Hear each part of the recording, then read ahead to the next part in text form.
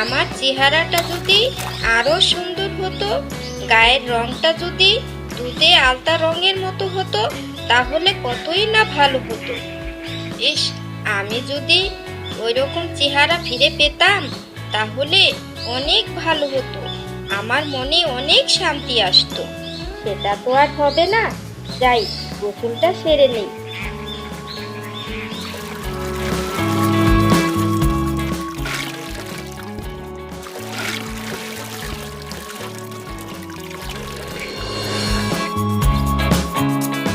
রূপা যখন গোসল সেরে পানির কলস নিয়ে বনের পাশ দিয়ে যাচ্ছিল, তখন ওই বনের একটা বনদেবী তার সামনে এসে হাজির হয়।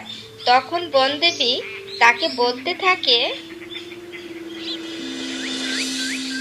এই যে শোনো, কে তুমি? আমি এই বনের বনদেবী। তুমি তোমার চেহারা নিয়ে সন্তুষ্ট নও? আমি তোমার মনের সব কথা জানি।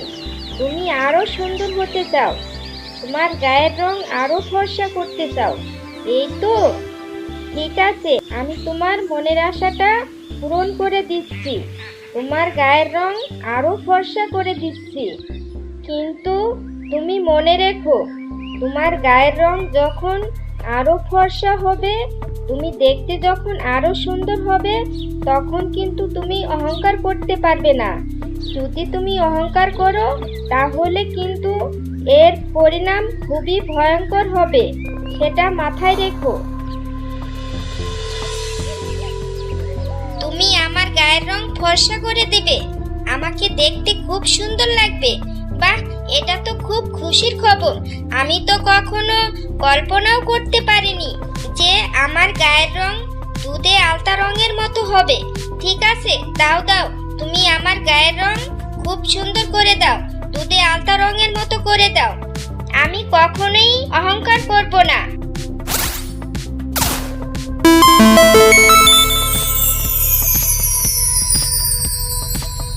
এরপর বনদেবী রূপাকে তার মনের আশা পূরণ করে দেয়, তার গায়ের রং দুধে আলতা রঙের মতো করে দেয়। এরপর রূপা বাড়ি ফিরে যায়।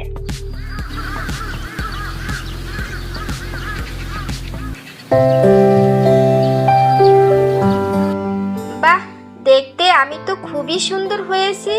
ইস, কি সুন্দর চেহারা হয়েছে আমার।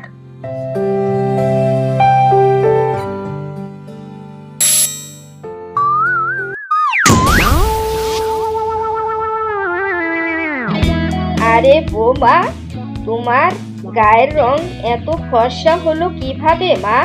ও মা, দেখতে তুমি কি সুন্দর হয়েছো, গায়ে কি মেখেছো বৌমা?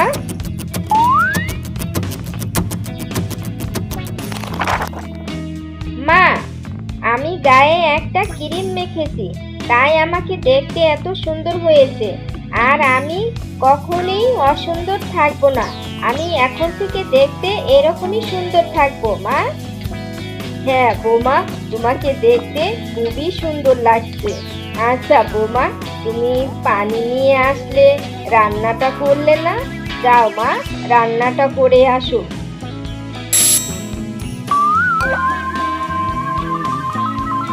কিন্তু মা, আমি এখন রান্না করতে পারবো না মা, আপনি বরং রান্নাটা সেরে নিন। দেখছেন না আমার গায়ের রংটা কত সুন্দর, আমি এত সুন্দর চেহারা নিয়ে আগুনের কাছে গেলে তো আমার চেহারাটা নষ্ট হয়ে যাবে মা, আপনি আজকে রান্নাটা করে নিন না মা। রূপার কথা শুনে শাশুড়ি অবাক হয়ে যায়। তার বৌমা ছিল খুবই ভালো, তার কথা সবসময় মেনে চলতো, তার মুখের উপর কখনোই কথা বলতো না। হঠাৎ যখন তার মুখের উপর সে বলে দেয় রান্না করতে পারবে না, তখন শাশুড়ি একটু অবাক হয়ে যায়। কিন্তু বৌমার মুখের দিকে তাকিয়ে তার চেহারার সৌন্দর্য দেখে শাশুড়ি আর কিছুই বলে না, শাশুড়ি রান্না করতে যায়। এই বৌমাটার যে কি হলো, এই গায়ের রংটা যখন পরিবর্তন হয়েছে তখন থেকে বৌমা আর কোনো কাজ করতেছে না। এভাবে আমি একা একা কাজ করতে করতে একদম হাঁপসিয়ে যাচ্ছি। এই বৌমাটার যে কি হলো। কিন্তু আজকে আমি বৌমাকে সরাসরি বলে দেব, এভাবে আমি আর কাজ করতে পারবে না। হাতের সঙ্গে তোমারও কাজ করতে হবে। এভাবে বসে বসে সব সময় খায় আর আমাকে দিয়ে কাজ করায়। তার বউয়ের রূপের কথা গ্রামবাসীরা জেনে ফেলে। তখন গ্রামবাসীর কিছু লোক তাকে দেখতে আসে। বৌমা, ও বৌমা, দেখো প্রতিবেশীরা তোমাকে দেখতে এসেছে।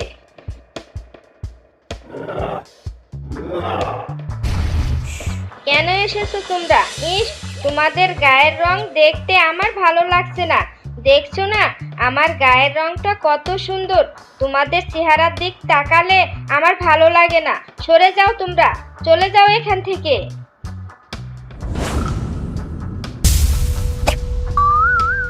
আরে বৌমা, এসব তুমি কি বলছো? ওদের দেখলে তোমার গা জ্বলে কেন? আরে মা, আমি দেখতে যেমন সুন্দর, আমি আমার সামনেও তেমন সুন্দর লোকদের দেখতে চাই। এদেরকে দেখতে আমার একটুও সহ্য হচ্ছে না। এদের দেখে আমার গা জ্বলে যাচ্ছে। এদেরকে চলে যেতে বলুন না মা। চাচিমা, আপনার বৌমা দেখছি গায়ের রং পরিবর্তন হয়ে একদম আমাদেরকে তুচ্ছ মনে করছে। আমাদেরকে সে সহ্যই করতে পারছে না। অহংকারটা তো খুব বেড়ে গেছে চাচিমা। আপনার কি বৌমা হয়েছে? আপনার বৌমার এরকম কথা শোনার জন্য আমরা প্রস্তুত ছিলাম না চাচিমা। চেহারা পরিবর্তন হয়ে একদম দিমাগ বেড়ে গেছে, মাটিতে পা পড়ছেই না। হ্যাঁ, আমার দিমাগ বেড়ে গেছে। তোমরা এখন যাও তো, এখান থেকে চলে যাও। প্রতিবেশীরা তার কথা শুনে একটু অবাক হয়ে যায়। এরপর প্রতিবেশীরা সেখান থেকে চলে যায়। বৌমা, আমি গোসল করতে যাচ্ছি। আমি কয়েকদিন রান্না করে একদম হাঁপিয়ে গেছি মা। তুমি আজকে রান্নাটা করো মা। না করো না, তুমি আজকে রান্নাটা করে নাও মা।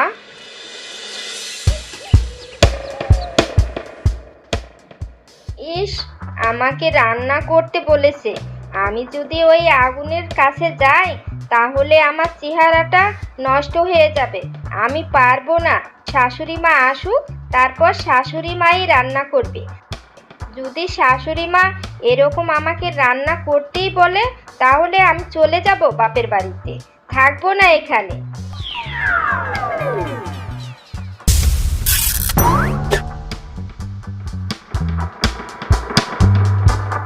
এভাবে রূপা যখন নিজে নিজে কথা বলছিল তখন বনদেবী এসে হাজির হয়।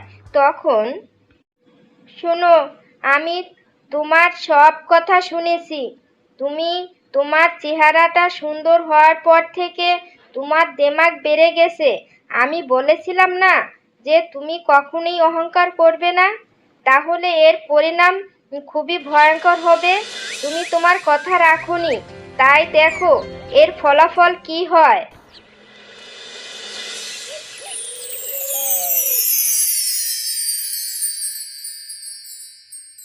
এরপর বনদেবী তাকে এমন কুৎসিত চেহারা করে দেয় যা দেখে রূপা একদম অবাক হয়ে যায়। তার সে চেহারা তো নেই, বরং আগে যে চেহারা ছিল সেটাও নেই। রূপা একদম দেখতে কালো হয়ে গেছে। এরপর, না না বনদেবী, তুমি আমার সাথে এরকমটা করো না। তুমি আমার গায়ের রংটা পরিবর্তন করে দিয়েছো ঠিক আছে, কিন্তু তুমি আমাকে দেখতে এরকম কুৎসিত চেহারা কেন বানিয়ে দিয়েছো? তুমি আমাকে আগের মতো করে দাও।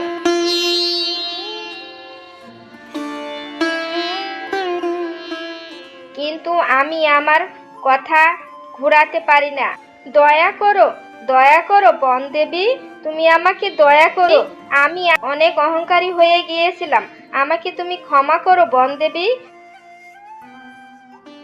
এভাবে রূপা অনেক অনুরোধ করতে থাকে, কিন্তু হঠাৎই বনদেবী অদৃশ্য হয়ে যায়।